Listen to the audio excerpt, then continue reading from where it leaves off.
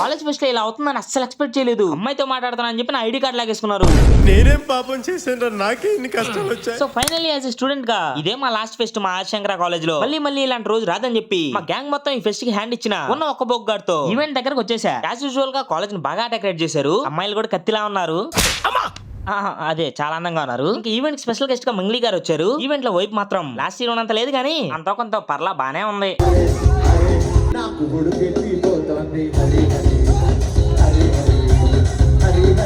అలా కాసేపు ఈవెంట్ చూసి ఫుడ్ స్టాల్స్ దగ్గర మా ఫ్రెండ్ ఉందంటే మాట్లాడదామని వెళ్ళా. మాట్లాడుతూ ఉన్నా ఎవరో గ్యాంగ్ వచ్చి సెక్యూరిటీ అంట ఐడి కార్డు చూపించమన్నారు. చూపిస్తే తీసుకుని వెళ్ళిపోయారు. ఎందుకు తీసుకున్నారా అని అడిగితే స్టాల్స్ దగ్గర అమ్మాయిలతో మాట్లాడకూడదంట.